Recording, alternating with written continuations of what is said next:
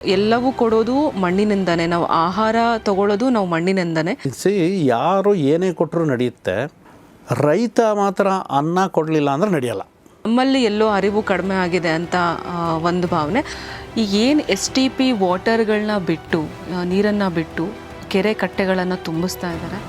ಕಲುಷಿತ ಬೋರ್ ನೀರು ಕೂಡ ಅಕ್ಕಪಕ್ಕದಲ್ಲಿ ಕಲುಷಿತ ಆಗಿರ್ಬಹುದೇನೋ. ಅದರಿಂದ ಕೆಲವೊಂದು ತರಕಾರಿಗಳಲ್ಲಿ ಅದು ಅತ್ಯಂತ ಡೇಂಜರ್. ನಾನೇನು ಅಡ್ವೈಸ್ ಮಾಡೋದಂದರೆ ಅದನ್ನು ಯೂಸ್ ಮಾಡಬಾರ್ದು. ಒಂದು 2 ಎಕರೆ ಜಮೀನಿದೆ, 2 ಎಕರೆನಲ್ಲಿ ಯಾವ ಥರ ಈ IFS ಮಾಡಬಹುದಾ? ಇತ್ತೀಚಿನ ದಿನಗಳಲ್ಲಿ ಒಂದು 5 ವರ್ಷದಿಂದ ಈಚೆಗೆ 2 ಥರ ಗ್ರಾಹಕರನ್ನ ನಾವು ಕಾಣ್ಬೋದು. 2 ಥರ ಗ್ರಾಹಕರಿದ್ದಾರೆ. ಒಂದು, ಎಷ್ಟಾದರೂ ಖರ್ಚಾಗಲಿ ನಮಗೆ ಚೆನ್ನಾಗಿರೋದು ಬೇಕು ಅನ್ನೋದು ಒಂದು ವರ್ಗ. ಹೌದು. ಎಂಥದಾರು ಆಗಲಿ ನಮ್ಗೆ ಕಡಿಮೆ ಕೊಡಬೇಕು ಅನ್ನೋದು ಇನ್ನೊಂದು ವರ್ಗ ಆಗಿದೆ. ಅಂದರೆ ಎಲ್ಲೋ ಅವ್ರಿಗೊಂದು ಮೂಲೆನಲ್ಲಿದೆ, ಕೃಷಿನಲ್ಲಿ ಲಾಭ ಇಲ್ಲ ಅಂತ ಹೇಳಿ ಕಷ್ಟವಾಗಿದೆ. ದೇಶ ತುಂಬ ಬೆಳವಣಿಗೆ ಆಗ್ಬಿಟ್ಟಿದೆ, ಡೆವಲಪ್ಡ್ ಏನೇ ಆದರೂ ಕೂಡ 2 ವರ್ಷ ಮಳೆ ಬರಲಿಲ್ಲ ಅಂದರೆ ಎಷ್ಟನ್ನು ಹೇಳ್ಕೊಂಬಂದು ಕೆಳಗಡೆ ಬಿಡುತ್ತೆ. ಬಟ್ ಪ್ರಕೃತಿ ಮುನ್ಸ್ಕೊಂಡ್ರೆ ಕಷ್ಟ, ಪ್ರಕೃತಿ ಜೊತೆಲಿ ರೈತ ಮುನ್ಸ್ಕೊಂಡ್ರೂ ಕಷ್ಟ. ನಾವು ಪಬ್ಲಿಕ್ಕಾಗಿ ನಾವೇನು ಮಾಡ್ತಾ ಇದ್ದೀವಿ, ಅದ್ರ ಜೊತೆಗೆ ಸರ್ಕಾರಗಳು ಎಲ್ಲ ಕೈ ಜೋಡಿಸಿ ಮುಂದಿನ ದಿನಗಳಲ್ಲಿ ಈ ಕಳಪೆ ಆಹಾರನ ಉತ್ಪಾದನೆ ಮಾಡೋದನ್ನೇ ನಿಲ್ಲಿಸಬೇಕು ಅಂತ. ಕೃಷಿ ಅನ್ನೋದು ಒಂದು ಜನ್ರೇಷನಿಂದ ಇನ್ನೊಂದು ಜನ್ರೇಷನ್ಗೆ ಪಾಸ್ ಆಗ್ತಾ ಇತ್ತಲ್ಲ ಹಿಂದೆ, ಈಗ ಮಧ್ಯದಲ್ಲಿ ಒಂದು ಜನ್ರೇಷನ್ ಕಟ್ ಆಗ್ತಾ ಇದೆ.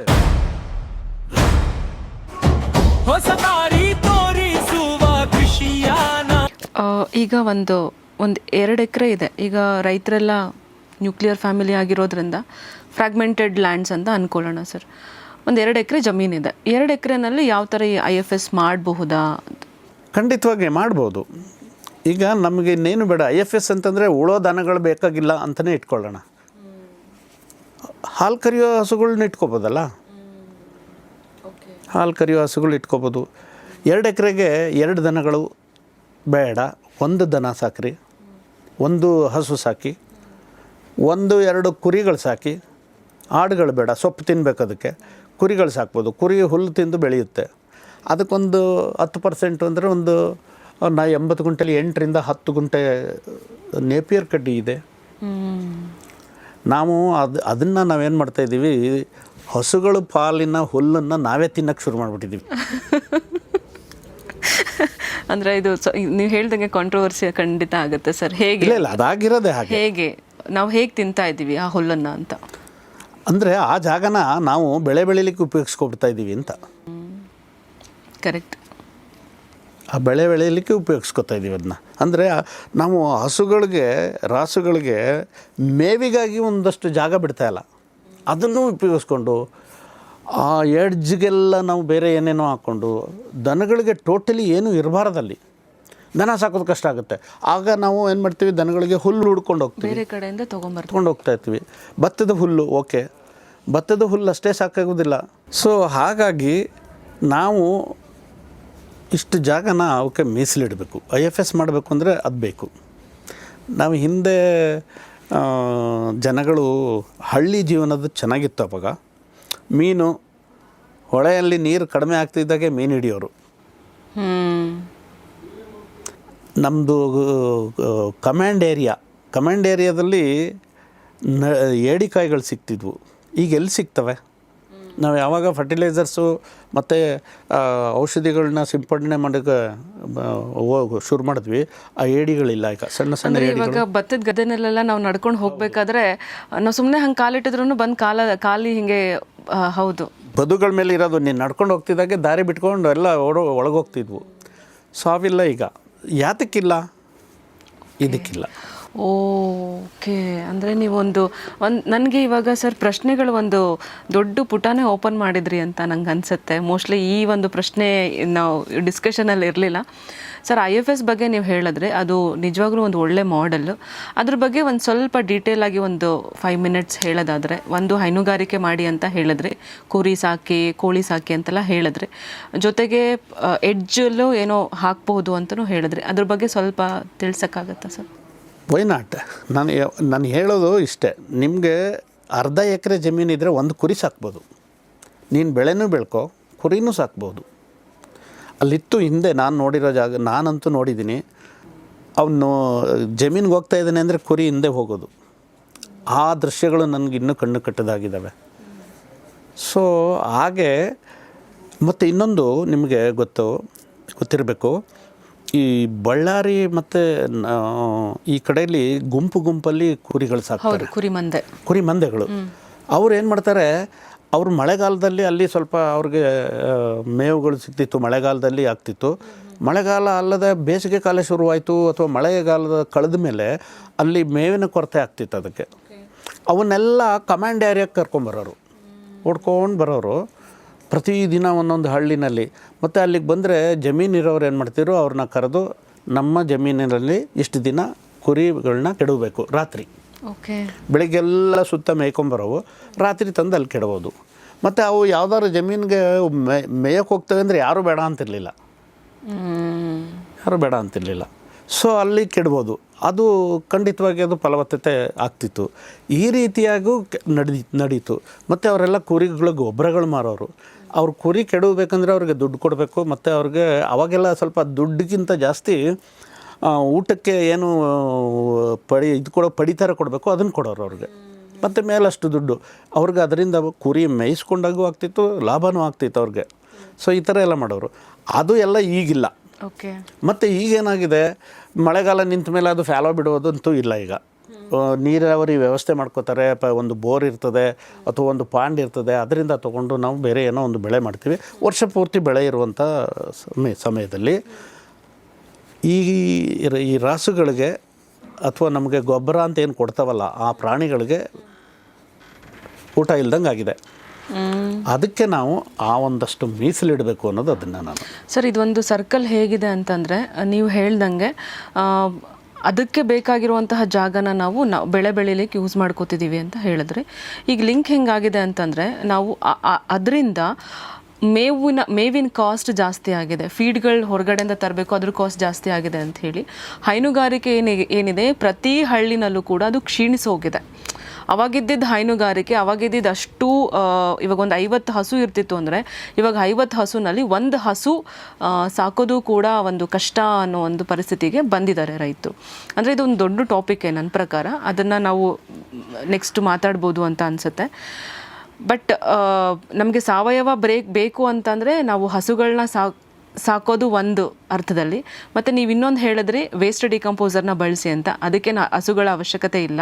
ವರ್ಮಿ ಕಾಂಪೋಸ್ಟ್ ಮಾಡಿ ಅಂತ ಹೇಳಿದ್ರಿ, ಅದಕ್ಕೂ ಕೂಡ ಹಸುಗಳ ಅವಶ್ಯಕತೆ ಇಲ್ಲ.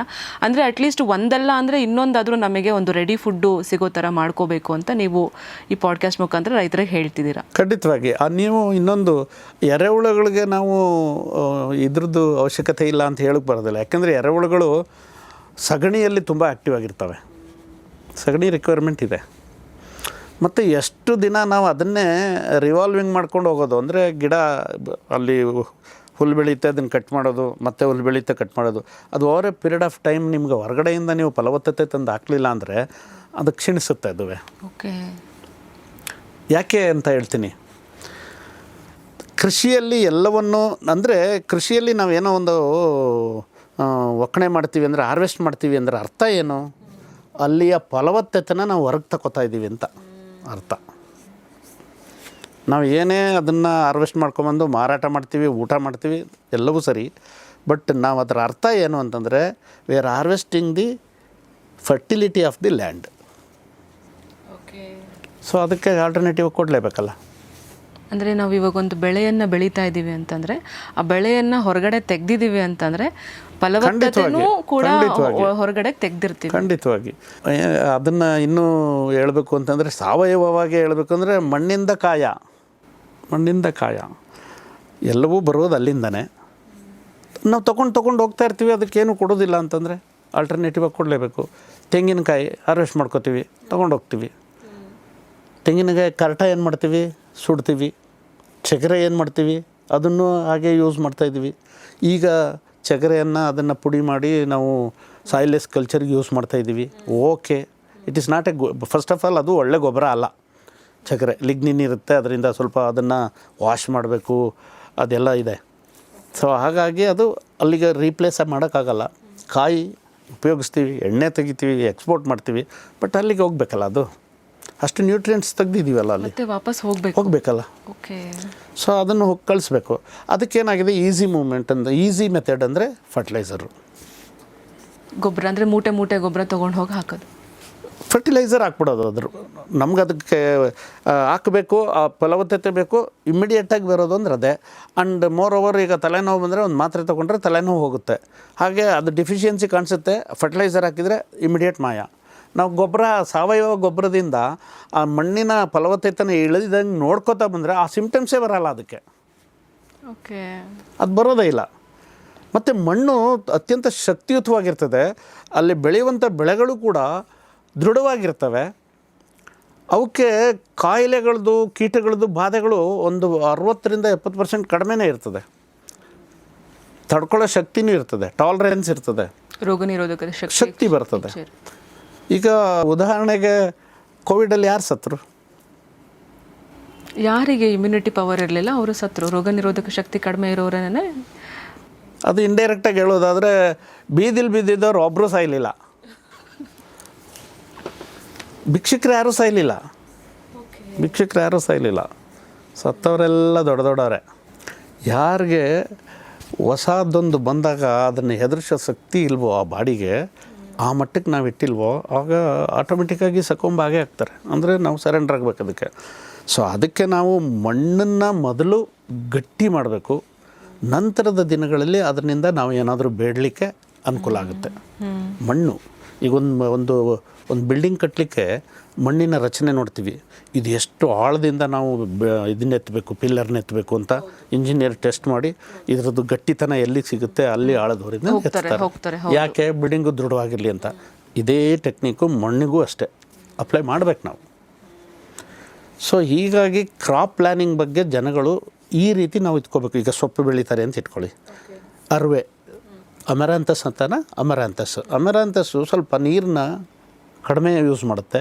ಸ್ವಲ್ಪ ದಿನ ನೀರು ಕೊಡಲಿಲ್ಲ ಅಂದ್ರೆ, 3-4 ದಿನ ನೀರು ಕೊಡಲಿಲ್ಲ ಅಂದರೂ ಉಳ್ಕೊಳ್ಳುತ್ತೆ, ದಂಟು. ಅದನ್ನು ಯೂಸ್ ಮಾಡ್ಕೋಬೇಕು. ಸೊ ಈ ರೀತಿ ಬೆಳೆಗಳನ್ನ, ತುಂಬ ಬೇಗ ಬರುವಂಥ ಬೆಳೆ ಮತ್ತು ಸ್ವಲ್ಪ ನೀರಿನಲ್ಲಿ ಸರ್ವೈವ್ ಆಗುವಂಥ ಬೆಳೆಗಳನ್ನ ನಾವೀಗಾಗಲೇ ಇಲಾಖೆಯಿಂದ ಅದನ್ನು ಪ್ರಚಾರಕ್ಕೆ ಕೊಡ್ತಾಯಿದ್ದೀವಿ, ನಡೆಯುತ್ತೆ. ಆದರೂ ಕೂಡ ಇಂಡಿವಿಜುವಲಾಗಿ ಒಬ್ಬೊಬ್ಬರೇ ರೈತರಿಗೆ ಏನಾಗುತ್ತೆ ಅಂತಂದರೆ, ಏನಾದರೂ ಆಗಲಿ ಸ್ವಲ್ಪ ನನ್ನ ಹತ್ರ ಬೋರ್ ಇದೆ, ನಾನು ಬೆಳ್ಕೊಂಬಿಡ್ಬೇಕು ಅನ್ನೋದು ಬರ್ತದೆ. ಸೊ ಎಲ್ಲರ ಬಗ್ಗೆನೂ ಎಲ್ಲರ ಬಗ್ಗೆನೂ ನಾವು ಯೋಚನೆ ಮಾಡೋದಿಲ್ಲ. ನಾವಿವತ್ತು ನಮ್ಮ ಬಗ್ಗೆ ಮಾತ್ರ ನಾವು ಯೋಚನೆ ಮಾಡ್ತೀವಿ. ಇದು ಕಲೆಕ್ಟಿವ್ ಆಗಿ ಆದರೆ ಮಾತ್ರ ಅದು ಸರಿ ಹೋಗೋದು.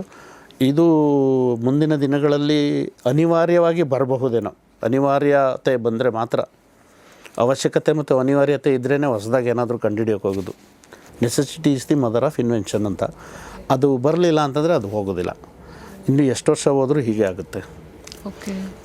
ಇತ್ತೀಚಿನ ದಿನಗಳಲ್ಲಿ ನಾವು ಈ ಥರದ ಒಂದು ವ್ಯವಸ್ಥೆಗಳನ್ನ ಹೆಚ್ಚು ಪ್ರಚಾರ ಕೊಡಬೇಕು ಅಂಥೇಳಿ ಕೆಲವೊಂದು ಯೋಜನೆಗಳನ್ನ ಪಾರಂಪರಿಕ ಕೃಷಿ ವಿಕಾಸ ಯೋಜನೆ. ಪಾರಂಪರಿಕ ಕೃಷಿ ವಿಕಾಸ ಯೋಜನೆ ಅಂದರೆ ಅರ್ಥ, ನಾವು ಹಿಂದೆ ಹೇಗೆ ಮಾಡ್ತಿದ್ವಿ ಆ ಕೃಷಿಯನ್ನು ಮತ್ತೆ ತರೋದು ಅಂತ. ಅದಕ್ಕೆ ನಾವು ಹೆಚ್ಚು ಒತ್ತು ಕೊಡಬೇಕಾಗಿದೆ. ಸರ್, ತುಂಬ ಚೆನ್ನಾಗಿ ಹೇಳಿದ್ರಿ. ನಿಜವಾಗ್ಲೂ ನಾವು ಮಣ್ಣಿನ ಒಂದು ಶಕ್ತಿನ ಹೆಚ್ಚಿಸ್ಕೋಬೇಕು ಅಂತಂದರೆ ಅದು ಸಾವಯವ ಪದಾರ್ಥದಿಂದ ಮಾತ್ರ ಸಾಧ್ಯ ಅಂತ ತುಂಬ ಚೆನ್ನಾಗಿ ಹೇಳಿದ್ರಿ ಸರ್. ಖಂಡಿತ. ಯಾಕಂದರೆ ಎಲ್ಲವೂ ಕೊಡೋದು ಮಣ್ಣಿನಿಂದನೇ, ನಾವು ಆಹಾರ ತಗೊಳ್ಳೋದು ನಾವು ಮಣ್ಣಿನಿಂದನೇ. ಮಣ್ಣಿನ ಆರೋಗ್ಯದ ಬಗ್ಗೆ ಇವಾಗ ಏನಾಗಿದೆ ಅಂತಂದರೆ, ನಮ್ಮಲ್ಲಿ ಎಲ್ಲೋ ಅರಿವು ಕಡಿಮೆ ಆಗಿದೆ ಅಂತ ಒಂದು ಭಾವನೆ.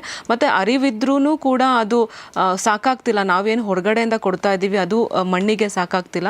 ಇದ್ರದ್ದು ಸ್ವಲ್ಪ ನೀವು ಹೇಳ್ದಂಗೆ ಸ್ವಲ್ಪ ನೆಸೆಸಿಟಿ ಬಂದಾಗ ಮದರ್ ಆಫ್ ಇನ್ವೆನ್ಷನ್ ಅಂತ ನೀವು ಏನು ಹೇಳಿದ್ರಿ, ಅದು ಆಗಬೇಕು ಮುಂದಿನ ದಿನಗಳಲ್ಲಿ ಅಂತ ನಂಗೆ ಅನಿಸುತ್ತೆ. ಮಣ್ಣಿನ ಆರೋಗ್ಯದ ಬಗ್ಗೆ ಸ್ವಲ್ಪ ಹೆಚ್ಚು ಒತ್ತು ಕೊಡಬೇಕು ನಮ್ಮ ರೈತರುಗಳು. ಮತ್ತು ನಾವು ಇಲಾಖೆನಲ್ಲಿ ಕೆಲಸ ಮಾಡ್ತಿರೋರು ಇರ್ಬೋದು, ಸೈಂಟಿಸ್ಟ್ಗಳಿರ್ಬೋದು, ವಿಜ್ಞಾನಿಗಳಿರಬಹುದು. ನಾವು ಬರೀ ರೋಗದ ಬಗ್ಗೆ ಮತ್ತು ಕೀಟದ ಬಗ್ಗೆ ಮಾತಾಡ್ತೀವಿ, ಮತ್ತು ಪ್ರೊಡಕ್ಷನ್ ಬಗ್ಗೆ ಮಾತಾಡ್ತೀವಿ. ಆ ಪ್ರೊಡಕ್ಷನ್ ಬರಬೇಕು ಅಂತಂದರೆ ಎಲ್ಲಿಂದ ಹುಟ್ಟಬೇಕು ಅನ್ನೋದನ್ನು ಫಸ್ಟು ಅದನ್ನು ಆಲೋಚನೆ ಮಾಡಬೇಕು ಅಂತ ತುಂಬ ಚೆನ್ನಾಗಿ ಹೇಳಿದ್ರಿ ಸರ್ ನೀವು. ಸರ್, ಬೆಂಗಳೂರು ಅಂತ ಅಂದರೆ ಒಂದು ದೊಡ್ಡ ಮಾರ್ಕೆಟಿಂಗ್ ಹಬ್ ಅಂತಲೇ ಹೇಳ್ಬೋದು. ಮಾರುಕಟ್ಟೆಗೆ ಒಂದು ದೊಡ್ಡ ಹಬ್. ಈಗ ಏನಾಗ್ತದೆ ಅಂತಂದರೆ, ಸುತ್ತಮುತ್ತ ನಾವು ನೋಡಿದ್ರೆ ಬೆಂಗಳೂರು ಸುತ್ತಮುತ್ತ ಜಿಲ್ಲೆಗಳಿರ್ಬೋದು, ಹಳ್ಳಿಗಳಿರ್ಬೋದು, ಈಗ ಏನು STP ವಾಟರ್ಗಳನ್ನ ಬಿಟ್ಟು, ನೀರನ್ನು ಬಿಟ್ಟು ಕೆರೆ ಕಟ್ಟೆಗಳನ್ನು ತುಂಬಿಸ್ತಾ ಇದ್ದಾರೆ.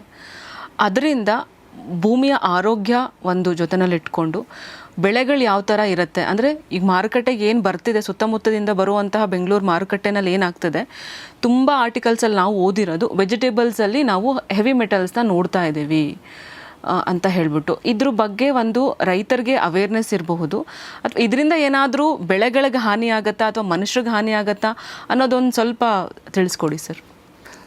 STP ವಾಟರ್ನ ನೇರವಾಗಿ ಯೂಸ್ ಮಾಡಲಿಕ್ಕೆ ಎಲ್ಲೂ ಯಾವ ಕೆರೆಗಳಿಗೂ ತುಂಬಿಸ್ತಾ ಇಲ್ಲ. ಅಂದರೆ STP ವಾಟರು ಕರೆಕ್ಟಾಗಿ ಹೌದು ನಿಜವಾಗ್ಲೂ ಇದು ಪ್ರಾಪರಾಗಿ ಸಂಸ್ಕರಣೆ ಆಗ್ತಿದೆಯಾ ಆಗಿನೇ ಬಿಡ್ತಿದ್ದಾರಾ ಅನ್ನೋದು ಎಲ್ಲರಲ್ಲೂ ಕಾಡುವಂತಹ ಪ್ರಶ್ನೆ ಇದು. ಈಗ KC ವ್ಯಾಲ್ಯೂಗಳು ಅವೆಲ್ಲ ಮಾಡ್ತಾ ಇದ್ದಾರಲ್ಲ ಅದೆಲ್ಲ ಪ್ರಾಪರಾಗಿ ಆಗ್ತಾಯಿದೆ. ಅದರಲ್ಲಿ ಏನಾಗಿದೆ ಅದು ನನಗೆ ನೀವು ಹೇಳಿದಾಗೆ ಅದರಲ್ಲಿ ಪ್ರಾಪರಾಗಿ ಆಗ್ತಾ ಇದೆಯಾ ಇಲ್ವಾ ಅನ್ನೋದ್ರ ಬಗ್ಗೆ ನಾನು ಈಗ ಅದನ್ನು ಹೇಳಲಿಕ್ಕಾಗೋದಿಲ್ಲ. ಅಂದರೆ ಆಗ್ತಾಯಿದೆ. STP ವಾಟರ್ನ ಅವರು ಸಂಸ್ಕರಿಸ್ತಾ ಇದ್ದಾರೆ. ನಮ್ಮ ಲಾಲ್ಬಾಗಲ್ಲಿ ನಾವು ಸಂಸ್ಕರಿಸ್ತಾ ಇದ್ದೀವಿ ಇದನ್ನ. ಲಾಲ್ಬಾಗಲ್ಲಿ ಸಂಸ್ಕರಣೆ ಮಾಡಿ ಅದನ್ನು ನಾವು ಲಾಲ್ಬಾಗಿನ ಗಿಡಗಳಿಗೂ ಉಪಯೋಗಿಸ್ತಾ ಇದ್ದೀವಿ. ಸೊ ನಾವು ಅದಕ್ಕೊಂದು ಎಚ್ಚರಿಕೆಯನ್ನು ಕೊಡ್ತೀವಿ, ಇದು ಕುಡಿಯೋ ನೀರಲ್ಲ ಅಥವಾ ನೀವು ಅದನ್ನು ಕೈ ತೊಳೆಯೋದು ಇನ್ನೊಂದು ಮಾಡೋಕ್ಕೆ ಹೋಗಬೇಡಿ ಅಲ್ಲಿ ಅಂತಲೂ ಹೇಳ್ತೀವಿ. ಗಿಡಗಳಿಗೆ ಸಂಸ್ಕರಿಸಿದರೆ ಗಿಡಗಳಿಗೆ ಉತ್ತಮವಾದ ನೀರೇ. ಸಂಸ್ಕರಿಸಲಿಲ್ಲ ಅಂದರೆ ಅದರಂಥ ಕೆಟ್ಟದ್ದು ಯಾವುದೂ ಇಲ್ಲ. ನಿಜ, ಸರ್ಕಾರವಾಗಲಿ ಅಥವಾ ಜನಗಳೇ ಆಗಲಿ ಯಾರು ಕೂಡ ಅದನ್ನು ಉಪಯೋಗಿಸಿ ಅಂತ ಯಾರಿಗೂ ಹೇಳಿಲ್ಲ. ಏನಾಗಿದೆ ಅಂತಂದರೆ ಆ ಒಂದು STP ವಾಟ್ರು ಹರಿಯುವಂಥ ಜಾಗಗಳೇನಿದಾವಲ್ಲ ಅಲ್ಲಿ STP ವಾಟ್ರುಗಳು ಹರಿದಾಡುವಂಥ ಜಾಗಗಳಲ್ಲಿ ಇರುವ ಜಮೀನವರು ಅನಿವಾರ್ಯವಾಗಿ ಅದನ್ನು ಉಪಯೋಗಿಸ್ತಾ ಇದ್ದಾರೆ. ಉಪಯೋಗಿಸ್ಬಿಡ್ತಾರೆ. ಅದು ಹಿಂದೆ ಇತ್ತು, ಈಗಲೂ ಅದು ಸಾಕಷ್ಟು ಕಡಿಮೆ ಆಗಿದೆ. ಈ ಅವೇರ್ನೆಸ್ ಬಂದ ಮೇಲೆ ತುಂಬ ಕಡಿಮೆ ಆಗಿದೆ. ಅದರಲ್ಲಿ ನೀವು ಅವರು ತಗೊಂಬಂದಂಥ ಸೊಪ್ಪುಗಳು, ಎಸ್ಪೆಷಲಿ ಸೊಪ್ಪು, ಆನೆಕಲ್ ಕಡೆಗಳು ಹಿಂದೆ ನಡೀತಾಯಿತ್ತು. ಈ ಥರ ಬೆಳೆದು ಬಿಡ್ತಾರೆ ಅಂಥೇಳಿ ನಾವು ಆಪ್ಕಾಮ್ಸಲ್ಲಿದ್ದಾಗ ಒಂದು ಕಂಪ್ಲೇಂಟ್ಸ್ ಎಲ್ಲ ಬರೋದು. ಸೊ ಅಂಥವು ಈಗ ಜನಗಳಿಗೆ ಅದು ಗೊತ್ತಾಗಿದೆ, ಫಾರ್ಮರ್ಸಿಗೆ ಗೊತ್ತಾಗಿದೆ ಅದು. ಆದರೂ ಕೂಡ ಎಲ್ಲೋ ಒಂದು ಕಡೆ ನೀರು ಕಲುಷಿತ, ಬೋರ್ ನೀರು ಕೂಡ ಅಕ್ಕಪಕ್ಕದಲ್ಲಿ ಕಲುಷಿತ ಆಗಿರಬಹುದೇನೋ.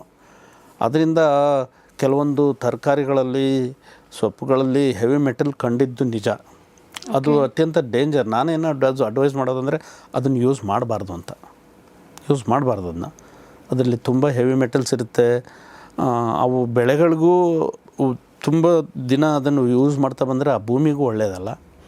ಮತ್ತು ಅದರಿಂದ ಬಂದಂತಹ ಏನು ಪದಾರ್ಥಗಳು ನಾವು ತಿಂತೀವಿ ಅದು ಮನುಷ್ಯರಿಗೂ ಒಳ್ಳೆಯದಲ್ಲ. ಸೊ ಅದನ್ನು ಅವಾಯ್ಡ್ ಮಾಡಬೇಕು, STP ವಾಟರ್ನ ಅವಾಯ್ಡ್ ಮಾಡಬೇಕು. ಇನ್ನು ಮಾರ್ಕೆಟಿಂಗ್ ಹಬ್ ಅಂತ ಹೇಳಿ ನಾವು ಬೆಂಗಳೂರನ್ನ ಕನ್ಸಿಡರ್ ಮಾಡಲೇಬೇಕು. ಯಾಕೆಂದರೆ 25% ಜನ ಬೆಂಗಳೂರಲ್ಲೇ ಇದ್ದಾರೆ. ಕರ್ನಾಟಕದ 25% ಪಾಪ್ಯುಲೇಷನ್ನು ಬೆಂಗಳೂರಲ್ಲಿದ್ದಾರೆ. ಸೊ ಈ ಬೆಂಗಳೂರಿನ ಅಷ್ಟು ಜನಕ್ಕೆ ಆಹಾರ ಒದಗಿಸ್ಬೇಕು ಅಂತಂದರೆ ಕರ್ನಾಟಕದ ಮೂಲೆಯಲ್ಲಿ ಬೆಳೆದಂತಹ ಬೆಳೆಗಳು ಬರಲೇಬೇಕು ಇಲ್ಲಿಗೆ. ನಮಗೆ ಮಾರುಕಟ್ಟೆಯಲ್ಲಿ ಇತ್ತೀಚಿನ ದಿನಗಳಲ್ಲಿ ಒಂದು 5 ವರ್ಷದಿಂದ ಈಚೆಗೆ 2 ಥರ ಗ್ರಾಹಕರನ್ನ ನಾವು ಕಾಣ್ಬೋದು. 2 ಥರ ಗ್ರಾಹಕರಿದ್ದಾರೆ. ಒಂದು, ಎಷ್ಟಾದರೂ ಖರ್ಚಾಗಲಿ ನಮಗೆ ಚೆನ್ನಾಗಿರೋದು ಬೇಕು ಅನ್ನೋದು ಒಂದು ವರ್ಗ. ಎಂಥದಾರು ಆಗಲಿ ನಮ್ಗೆ ಕಡಿಮೆ ಕೊಡಬೇಕು ಅನ್ನೋದು ಇನ್ನೊಂದು ವರ್ಗ ಆಗಿಬಿಟ್ಟಿದೆ. ಅದರದನ್ನು ಅವ್ರನ್ನ ತಪ್ಪು ಅಂತ ಹೇಳೋದಿಲ್ಲ, ಅವ್ರಿಗೂ ಅನಿವಾರ್ಯತೆ ಇದೆ. ನಾನು ದುಡಿಮೆ ಮಾಡೋದ್ರಲ್ಲಿ ನಾನು ಈಗ ಉತ್ತಮ ಕ್ವಾಲಿಟಿದೊಂದು ತರಕಾರಿ ತೊಗೋಬೇಕು ಅಂತ ಹೋದರೆ ಅವ್ನ ದುಡಿಮೆ ಎಲ್ಲ ಬರೀ ತರಕಾರಿ ತರೋಕ್ಕೆ ಆಗ್ಬಹುದೇನೋ. ಸೊ ಅವರು ಕೆನಾಟ್ ಆಫರ್ಡ್. ಅಂಥ ಸಮಯದಲ್ಲಿ ಏನು ಮಾಡ್ತಾರೆ, ಅವ್ರಿಗೆ ಚೀಪಾಗಿ ಎಲ್ಲಿ ಸಿಗುತ್ತೆ ಅಲ್ಲಿ ತೊಗೋತಾರೆ. ನಮ್ಮ ಹತ್ರ ದುಡ್ಡಿದೆ, ನಮ್ಗೆ ಆರೋಗ್ಯವಂತರಾಗಿರಬೇಕು ಅಂದರೆ ಆರೋಗ್ಯವಂತಕರವಾದ ಪದಾರ್ಥಗಳು ಸಿಗಬೇಕು, ಅದಕ್ಕೆ ಎಷ್ಟಾದರೂ ಖರ್ಚಾಗಿಲ್ಲ ಅಂದರೆ ಅದನ್ನು ತಗೋತಾರೆ. ಸೊ ಹಾಗಾಗಿ ಸಾವಯವ ಸಂತೆ, ಸಾವಯವ ಅಂಗಡಿಗಳು ಓಪನ್ ಆಗ್ತಾಯಿದ್ದಾವೆ. ಅದು ಎಷ್ಟರ ಮಟ್ಟಕ್ಕೆ ನಾವು ಅದನ್ನು ನಂಬ್ಕೋಬೇಕು ಅನ್ನೋದು ಒಂದು ನಂಬಿಕೆಯ ಪ್ರಶ್ನೆಯೂ ಬರ್ತದೆ. ಯಾರು ಅದನ್ನು ಉಳಿಸ್ಕೋತಾರೆ ಅವ್ರಿಗೆ ಸರ್ವೈವಲಿಟಿ ಇದೆ. ನಾನು ಹೇಳೋದು ಈಗ ಹೇಳಿದ್ನಲ್ಲ, ನಾನು ಹಿಂದೆ ಹೇಳಿದ್ದ ಕ್ವಶನ್ಗೆ ಉತ್ತರಕ್ಕೆ ಫಸ್ಟ್ ಆಫ್ ಆಲ್ ನಾವು ಏನು ಮಾಡಬೇಕು ಅಂದರೆ ತುಂಬ ಮುಂದಿನ ದಿನಗಳಲ್ಲಿ ಇದಕ್ಕೆ ತುಂಬ ಸಮಯ ಬೇಕಾಗುತ್ತೆ, ಬಟ್ ಇಂಪಾಸಿಬಲ್ ಯಾವುದೂ ಇಲ್ಲ. ಮುಂದಿನ ದಿನಗಳಲ್ಲಿ ಈ ಕಳಪೆ ಆಹಾರನ ಉತ್ಪಾದನೆ ಮಾಡೋದನ್ನೇ ನಿಲ್ಲಿಸಬೇಕು ಅಂತ, ಆರೋಗ್ಯಕರವಾದ ಉತ್ಪಾದನೆಗಳೇ ಹೋಗಬೇಕು ಅಂತ ಹೇಳ್ತಾ ಇರೋದು. ಅದಕ್ಕೆ ತಕ್ಕ ಹಾಗೆ ಕಾಸ್ಟ್ ಏನು ನಮಗೆ ಇದಿದೆ ಬೆಳೀಲಿಕ್ಕೆ, ಮತ್ತು ಅದ್ರ ಮೇಲೆ ನಮ್ಮ ರೈತರಿಗೆ ಸಿಗಬೇಕಾದಂಥ, ಅವರು ಸರ್ವೈವ್ ಆಗಬೇಕಲ್ಲ, ಎಷ್ಟು ದಿನ ಅವರು ಬಡತನದಲ್ಲೇ ಬದುಕಬೇಕು, ಅವ್ರಿಗೂ ಒಂದು ಕಂಫರ್ಟಬಲ್ ಲೈಫ್ ಬೇಕು, ಅವ್ರಿಗೂ ಒಂದು ಉತ್ತಮವಾದ ಮನೆ ಬೇಕು. ಎಲ್ಲರೂ ಬೇರೆಯವರು ಲೈಫನ್ನು ಎಂಜಾಯ್ ಮಾಡೋ ಹಾಗೆ ನಾವು ಒಂದು ಕಾರ್ ಬೇಕು, ಅವ್ರಿಗೆ ಯಾಕೆ ಬೇಡ? ಹೌದು, ಎಲ್ರಿಗೂ ಬೇಕು. 100%. ಅವನು ಕೂಡ ಯಾರು ಏನೇ ಕೊಟ್ಟರು ನಡೆಯುತ್ತೆ. ರೈತ ಮಾತ್ರ ಅನ್ನ ಕೊಡಲಿಲ್ಲ ಅಂದರೆ ನಡೆಯಲ್ಲ.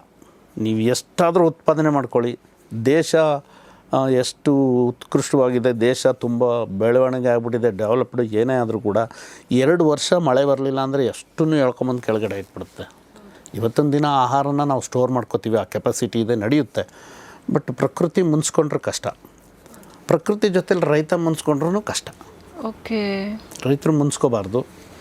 ಪಾಪ ಅವ್ರಿಗೂ ಅನಿವಾರ್ಯವಾಗಿ ಕೆಲವು ಫಾರ್ಮಿಂಗಲ್ಲಿದ್ದಾರೆ. ಇತ್ತೀಚಿನ ದಿನಗಳಲ್ಲಿ ನಾನು ನನ್ನ ಅನುಭವಕ್ಕೆ ಬಂದಂತೆ ಸಾಕಷ್ಟು ಫ್ಯಾಮಿಲಿಗಳಲ್ಲಿ ಅಲ್ಲಿ ತಂದೆ ತಾಯಿ ಮಾತ್ರ ಇದ್ದಾರೆ. ಅವ್ರು ಹೋದ್ಮೇಲೇನು ನೆಕ್ಸ್ಟು ಯಾರೂ ಇರೋದಿಲ್ಲ ಅಲ್ಲಿ, ಹಂಗೆ ನಶಿಸಿ ಹೋಗುತ್ತೆ. ಮಗ ಏನು ಮಾಡ್ತಾನೆ, ಇಲ್ಲೊಂದು ಸೆಟ್ಲಾಗ್ಬಿಡ್ತಾನೆ. ಊರಲ್ಲಿ ಅವ್ರ ತಂದೆದು ಒಂದು ಸ್ವಲ್ಪ ಜಮೀನಿದೆ, ಅಲ್ಲಿ ಹೋಗೋಕ್ಕಾಗಲ್ಲ, ಮಾರ್ಬಿಡೋದು. ಓಕೆ, ಮಾರಿಬಿಡ್ತಾರೆ, ಬಂದು ಇಲ್ಲಿ ಸೆಟ್ಲಾಗ್ಬಿಡ್ತಾರೆ. ಅಂದರೆ ಎಲ್ಲೋ ಅವ್ರಿಗೊಂದು ಮೂಲೆನಲ್ಲಿದೆ, ಕೃಷಿನಲ್ಲಿ ಲಾಭ ಇಲ್ಲ ಅಂತ ಹೇಳಿ. ಅದಿದೆ. ಅದು ಏನಾಗುತ್ತೆ ಅಂತಂದರೆ, ಈ ನನ್ನ ಅನಿಸಿಕೆ ಏನಂದರೆ, ಕೃಷಿ ಅನ್ನೋದು ಒಂದು ಜನ್ರೇಷನಿಂದ ಇನ್ನೊಂದು ಜನ್ರೇಷನ್ಗೆ ಪಾಸ್ ಆಗ್ತಾಯಿತ್ತಲ್ಲ ಹಿಂದೆ, ಈಗ ಮಧ್ಯದಲ್ಲಿ ಒಂದು ಜನ್ರೇಷನ್ ಕಟ್ಟಾಗ್ತಾಯಿದೆ. ಅದ್ರ ನೆಕ್ಸ್ಟ್ ಜನ್ರೇಷನ್ ಇಷ್ಟಪಡುತ್ತೆ ಬರೋಕ್ಕೆ, ಈಗ ಆಗ್ತಾಯಿದೆ. ಒಂದು ಯಾರೋ ಕೇಳಿದೆ, ಇಂದಿನ ಜನಗಳಿಗೆ ಅಂದರೆ ನಮ್ಮ 90s 60s 70s 80sಲ್ಲಿ ಏನೇ ಇದ್ವಿ, ಆವಾಗ ನಮಗೆ ಉಳ್ಕೊಳ್ಳಿಕ್ಕೆ ಒಂದು ಸರಿಯಾದ ಮನೆ ಇರ್ತಿರಲಿಲ್ಲ. ಗುಡಿಸಲು ಥ್ಯಾಚಿಂಗ್ ಇತ್ತು ಅವಾಗೆಲ್ಲ. ಈಗೆಲ್ಲ ಹಳ್ಳಿಗಳೆಲ್ಲ ಅವಿಲ್ಲ, ಅಂದರೆ ಅಪ್ರೂಪ್ ಆಗೋಗಿದ್ದಾವೆ ಥ್ಯಾಚಿಂಗ್ ಗುಡಿಸಲುಗಳು. ಸೊ ಅದರಲ್ಲಿ ವಾಸ ಮಾಡ್ತಿದ್ರು. ಹಾಕ್ಕೊಳ್ಳೋಕ್ಕೊಂದು ಒಳ್ಳೆ ಬಟ್ಟೆ ಇರಲಿಲ್ಲ. ಆಮೇಲೆ ಓಡಾಡೋಕ್ಕಂತೂ ವೆಹಿಕಲ್ಗಳಂತೂ ಇರಲೇ ಇಲ್ಲ ಆಗಿಬಿಡಿ. ಆ ಒಂದು ಹಳ್ಳೀಲಿ ಒಂದು ಸ್ಕೂಟ್ರ್ ಇದ್ದರೆ ಯಾರಿಗಾದ್ರೂ ಕಾಯಿಲೆ ಇನ್ನೊಂದಾಯಿತು ಅಂದರೆ ಅದರಲ್ಲೇ ಓಡಾಡ್ಕೊಂಡು ಹೋಗ್ತಿದ್ರು, ಅದನ್ನೇ ಯೂಸ್ ಮಾಡ್ಕೋತಿದ್ರು. ನಂತರದ ಅವರ ಗುರಿ ಏನಿತ್ತು, ಒಂದು ಒಳ್ಳೆ ಮನೆ ಮಾಡ್ಕೋಬೇಕಿತ್ತು. ಆ ಜನ್ರೇಷನ್ ಎಲ್ಲ ಇವಾಗ ಮನೆ ಮಾಡ್ಕೋಬೇಕು, ಇನ್ನೇನಿಲ್ಲ, ಮನೆ ಮಾಡ್ಕೋಬೇಕು, ಅದು ಬಂತು. ನೆಕ್ಸ್ಟು ಈಗ ನಮ್ಮ ನೆಕ್ಸ್ಟ್ ಜನ್ರೇಷನ್ಗೆ ಮನೆ ಆಲ್ರೆಡಿ ಇದೆಯಲ್ಲ, ಅವ್ರ ಗುರಿ ಏನು? ಹಾಗೆ ಬದಲಾಗ್ತಾ ಹೋಗುತ್ತೆ. ಅದ್ರ ಹೋಪ್ಸ್ ಇದೆ ನನಗೆ. ಕೃಷಿಗೆ ಜನ ಬರ್ತಾರೆ ವಾಪಸ್ಸು. ಆವಾಗವಾಗ ಕೆಲವೊಂದು ಏನು ಎಪಿಡೆಮಿಕ್ ಡಿಸೀಸ್ಗಳೇನು ಬಂದ್ವಲ್ಲ, ಆ ಥರದವು ಬಂದು ಪಾಠಗಳು ಹೇಳ್ತವೆ. ನೋಡು, ಇಲ್ಲೇ ಇಲ್ಲ ಜೀವನ, ಅಲ್ಲಿದ್ದೇನೆ ಹೋಗಿ ಅನ್ನೋದು ಬರ್ತದೆ. ಮತ್ತು ಅದು ಕೃಷಿ ಉತ್ಕೃಷ್ಟ ಮಾನಕ್ಕೆ, ಪ್ರಬುದ್ಧ ಮಾನಕ್ಕೆ ಬರಬಹುದೇನೋ ಅಂತ ಅನ್ನೋ ಹೋಪ್ಸ್ ನನಗಿದೆ.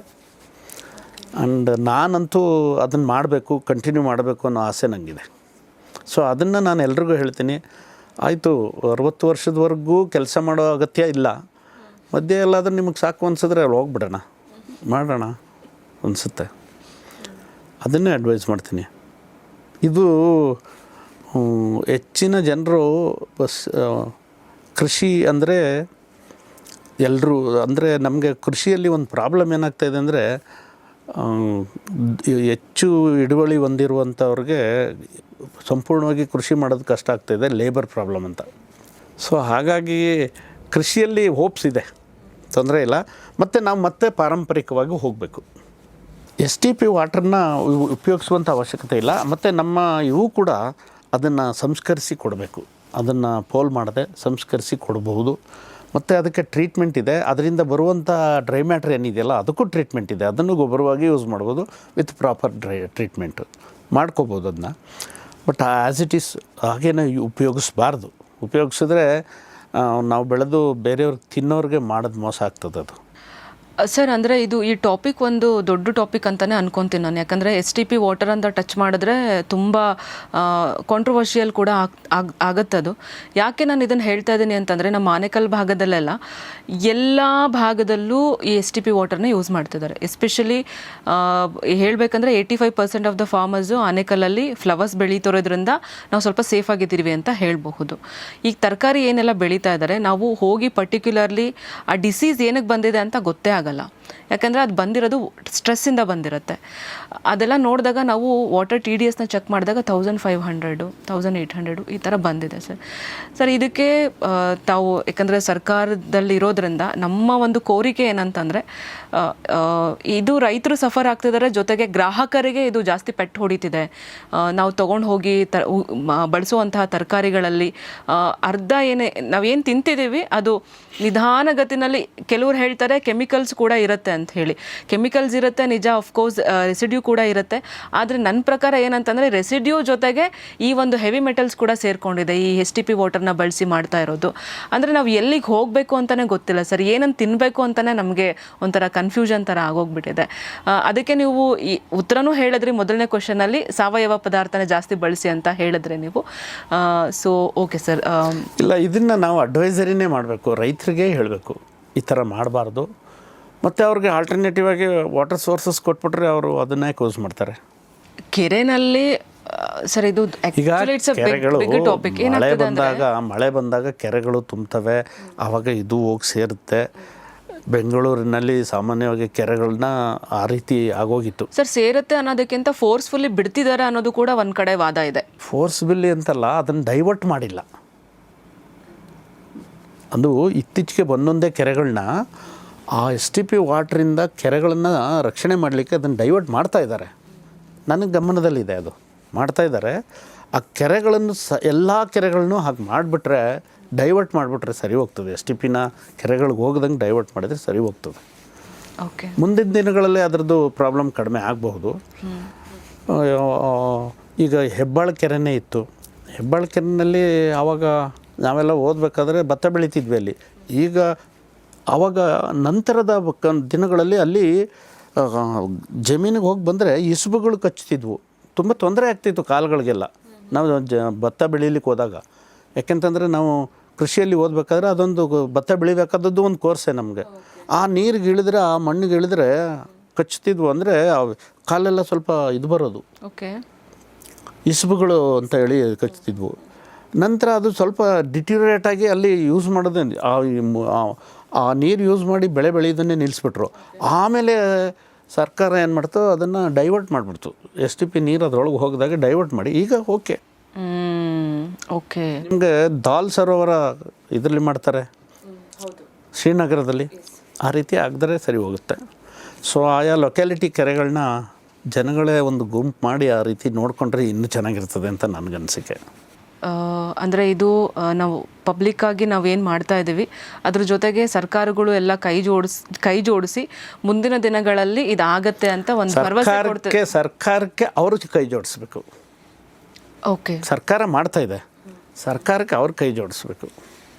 ಅಂದರೆ ಆ ಕಡೆಯಿಂದ ನಮಗೆ ರೆಸ್ಪಾನ್ಸ್ ಬರಬೇಕು, ಅವರು ರೆಸ್ಪಾನ್ಸಿಬಿಲಿಟಿ ತೊಗೋಬೇಕು. ಆ ಕೆರೆಗಳಿಗೆ ಮತ್ತೆ ಎಲ್ಲೋ ಲೀಕ್ ಆಗಿ ಹೋಗದಾಗೆ ಅದನ್ನು ವಾಚ್ ಮಾಡಬೇಕಾಗ್ತದೆ. ಸರ್ಕಾರಕ್ಕೆ ಅವ್ರು ಕೈ ಜೋಡಿಸಿದ್ರೆ ಆಗುತ್ತೆ. ಓಕೆ, ಸರ್ಕಾರಕ್ಕೆ ಇಂಡಸ್ಟ್ರಿಯವರು ಕೈ ಜೋಡಿಸ್ಬೇಕು. ಖಂಡಿತ. ಓಕೆ, ಎಕ್ಸ್ಪೀರಿಯನ್ಸ್ ಅಂತ ನಾವೇನು ಅನ್ಕೋತೀವಿ, ಅದರಲ್ಲಿ ನಿಮ್ಮ ಒಂದು ಅನುಭವ, ಜೊತೆಗೆ ಅದರಿಂದ ರೈತರಿಗೆ ಒಂದು ಪರಿಹಾರ. ಪಟ್ಟಣಗಳು ಬೆಳೀತಾ ಇದ್ದಾವೆ, ಅಲ್ಲಿ ಕಟ್ಟಡಗಳು ಪ್ರತಿದಿನ ಕೆಲಸ ಸಿಗುತ್ತೆ, ಕಟ್ಟಡಗಳು ಹೇಳ್ತಾ ಇದ್ದಾವೆ. ಸೊ ಕಟ್ಟಡ ಕಾರ್ಮಿಕರಾಗಿ ಕನ್ವರ್ಟ್ ಆಗ್ತಾ ಇದ್ದಾರೆ. ಅದು ಇಂಡಿವಿಜುವಲಿಟಿ ಅಂದರೆ ಒಬ್ಬೊಬ್ರಿಗೂ ಒಂದೊಂದು ತಲೆಗಳು ಇತ್ತು, ಇವ್ರನ್ನ ಹೆಂಗೆ ಹಿಡಿದಿಟ್ಕೊಳ್ಳೋದು ಅಂತ. ಈಗ ಟಾಟಾ ಕನ್ಸಲ್ಟೆನ್ಸಿ ಅವರು ಕಾಫಿ ಮಾಡ್ತಾ ಇದ್ದಾರಲ್ಲ, ನಿಮಗೆ ಗೊತ್ತಾ? ಟಾಟಾ ಕಾಫಿ ನಮ್ಮ ಇದರಲ್ಲೇ ಪಾಲಿ ಬೆಟ್ಟದಲ್ಲಿ ಮಾಡ್ತಾ ಇದ್ದಾರೆ. ಅವ್ರದ್ದು ಎಷ್ಟೇ ಎಕರೆ ಇರ್ಬೋದು.